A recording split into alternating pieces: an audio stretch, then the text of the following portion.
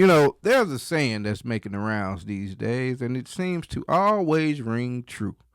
And that saying is, you are not bigger than the program. Gilbert, big dog, Gilbert. I tell you everything them niggas was saying while you wasn't there, Gil. There was a lot of snickering going on, man. I recorded some of that shit too, man. I tell you. You know how I am. You know my phone full of shit. They said, man, everybody gone. A hard coat, knock upon your front door. When your ass attack like cancer, burn your condo down. Let my pen drop, don't hear sound. Now, that particular saying in this situation that we're going to examine right here is a stark example. I mean, a vivid illustration. You dig what I'm saying? Of a personality or personalities, getting to a point where they think that they are bigger than the program, despite how they came into the situation.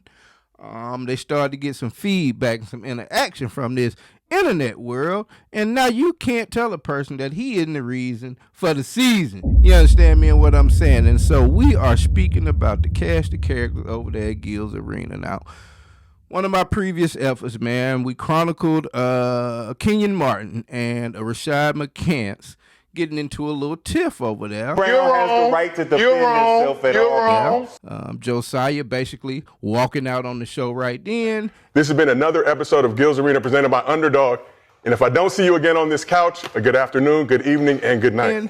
And then Brandon Jennings coming to be the host. Welcome back to Gilbert Arenas presented by Underdog. I'm Brandon Jennings, and I'll be your host this evening. And it's just not off to a good start. You dig what I'm saying? Well, we have ran across some information here in the last 24 to 48 hours that is just completely taking the cover off this thing. Yeah, blew the roof off of it. You understand me and what I'm saying? And we're going to get the party started with what Nick Young, who was not a part of that last show, it was just a picture of him on the couch. Let's see what he had to say in his update. Gilbert, big dog, Gilbert. You hiring still? Hey, man, all that shit I said about you getting fired, man, it's water under the bridge. It never happened. That wasn't me. That wasn't me. I'm with you, baby. Hey, you still hiring, right? Because ain't no jobs opportunity over here, they said, man, everybody gone. They fired the dog. You know the little dog Brandon used to bring? They told Brandon and that little dog to get up. McCants got fired with the whole Underdog outfit on. I said, damn, they firing niggas as mascots? The niggas that be fucking, they fire niggas that be... Nah. Niggas can't live like this, man. Hey. Shout out Cemetery Larry. Yes, you heard it here first. Oh, you heard it from Nick Young. Second, goddammit, I'm the first in line on this. Nick Young said Underdog woke up and hit the button for violence. Oh, yeah. We gonna get these niggas think they comfortable, though. And baby girl, don't you ever get too comfortable. You done heard the song? Oh, my God. He over there draped out and dripped up in his Underdog gear, showing his allegiance, pointing out the ops from the other side. And they done said, sir, I tell you what. I tell you what we got for this. Let's just do a whole full sale. You know what I mean? Clean up. Everybody will get their comeuppance right now. And I am not surprised, bro. I am not surprised. Now, I wonder if Skip is still there. Well, if Skip is still there, bro, then they may have him. They may can rebound and come back if they just start hollering racism against Underdog. And then we might get them back on their side, bro. But as of right now, we don't know what the fate of Skip is, but from what we can understand, the people that were left on that couch being a Rashad, Kenyon wasn't at the show, so I guess Kenyon saw the writing on the wall. So, damn, I guess they just leave Rashad and BJ, and I thought BJ, out of all the people that I was skeptical about outside of Nick and Joe, you feel me? I felt like BJ was probably going to be... You know what I mean? I thought BJ was solid, bro. I always figured like he was a day one type of cat. You dig what I'm saying? I didn't know about Kenyon and Rashad because Kenyon was the last one to come in. And then the way he come off, so I don't know. He may deem him good for TV and maybe he's on deck. But a one Rashad McCants who just knew he was going to have the trump card, bro, of being the even though I think that show would have been absolute trash, but he thought he was going to have the trump card of being one of the mainstays over there and hopefully getting his profile up to where he could either compete with Gil or overtake Gil. That was in his head. You dig what I'm saying? Nah, Underdog was having none of it. Now, there's an interesting development from all of this. Now, this video right here, bro, if this is indeed true, oh my God, I cannot wait for the first week of Gil's Arena. It is going to be some smoke in the building. There was a lot of snickering going on, man. I recorded some of that shit too, man. I tell you. You know how I am. You know, my phone full of shit. They was talking shit about you, Gil. Wow. Wow. Don't hire none of them motherfuckers, Gil. Whoa. Don't hire none of them motherfuckers, Gil. I'm putting my face on. Don't hire none of them motherfuckers, Gil. They were talking all type of shit about you, man. Fuck them niggas, man. You see what Kenyon did to me? Don't hire them motherfuckers, man. You see what he did to me on camera? Huh? That shit wasn't cool. You better not hire that nigga. Now chop this shit up. Cuz laugh is diabolical, ain't it, man? He sound like something out of the Wallace and Gromit comic strips or something. Bruh sound like he'll do something diabolical, baby. You see Suge say, nigga, my phone full of shit. Now, I ran across Suge here a couple of months ago when on the incident he just spoke about with Kenyon. You dig what I'm saying? Kenyon chumped this man off on camera, bruh. Put his whole 6'9" frame just on full display. You dig what I'm saying? Pause. For the world to see against this man Suge, because Suge has some comments about his stuttering affliction that he has. And these comments were made before Suge was a part of this show, before he even knew Kenyon. But Kenyon chose to wait until they had been on vacation like 2-3 weeks, bro, with him already knowing about this information and could have spoke with Suge. He waited till the first show back and brought that man on camera, bro, and proceeded to dress him down about how he felt about Suge talking about his stutter. But you hear Suge tell us right there, right then,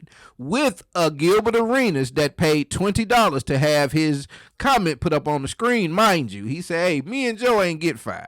We quit. You understand what I'm saying? So he's sitting there listening to it all.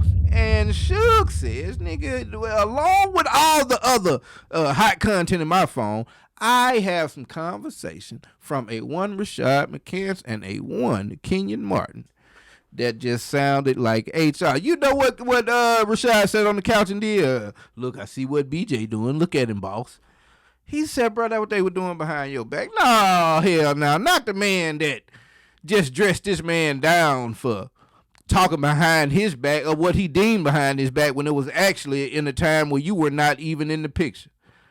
Oh, my God. He didn't even know you dressing him down. You know Gil. And here you go talking behind his back. I hope it ain't true, bro. But I would not be surprised at all, man. I swear to God, man.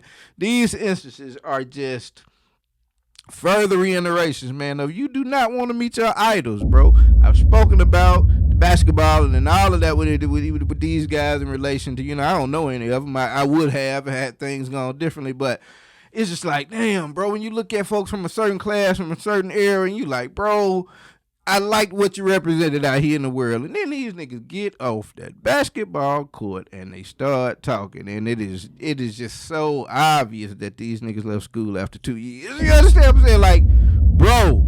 And I don't even know if any of them actually did that. I know BJ didn't go to school. Nick went to USC, and I think he may. I don't know if they was letting you do one and dones then. I think Gil went for 2 years. What year was Kenyon? I venture to say he's maybe third year, but you get what I'm trying to say, bro. There was no learning going on in there. These niggas just have no self-awareness, man. Just loud and wrong. I've seen a couple people that I just got to get on their head about some comments I've seen them making, but this is an interesting development, bro. Not only did Underdog apparently clean house, but if these statements from Suge are true, then there's no way that those guys would be able to make it over there to the couch with Gil. And, I think Gil has got his own little plan to put together and to ensure that he comes back and is getting the same type of numbers. But I fear that he may also get some backlash in this thing too. You know what I mean? Because I'm pretty sure there's more information to come out on either side. You know what I mean? And like, So I wouldn't be surprised if there's some things out there that make people look at Gil a little funny. You dig? Once all of the fallout comes out, because once he gets to that show and he takes his opportunity, and you know he's gonna do it, to go ahead and take some shots and let some cats out the bag, and then some people gonna respond, and they gonna, you know what I mean? They gonna say their truth, and it's gonna be up to us to like parse these things. But you know this ain't it from him. I'm interested to see how it goes, but. Yeah, man, these boys are like they went over there and did a bad deed getting that big head from Underdog, bro, and just be like I say, man, we're getting bigger than the program. You dig what I'm saying? Don't bite the hand that feeds you, bro. Yeah, Underdog got more money than Gilbert Arenas, but more money don't mean good ideas. More money doesn't mean good personalities. You know what I'm saying? If it was that easy for Underdog to assemble a crew and go forward like that, they would have had a crew that was popping and getting the views like that before they linked up with Gil. So it's just short-sighted, man, but it happens like that a lot out here. And, you know, this internet world, like I always say, bro, it's so crazy to see how many of these dudes go crazy for streaming and click numbers.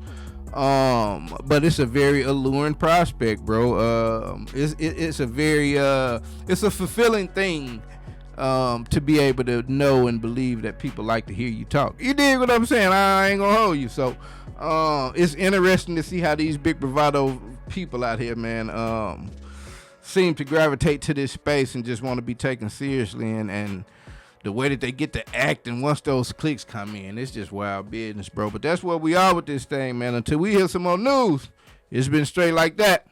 I'm out. Look up in the sky, it's a bird, it's a plane. Jack Travis, Lord Dungeon Dragon, spit that flame. Raise whole cities, your building can't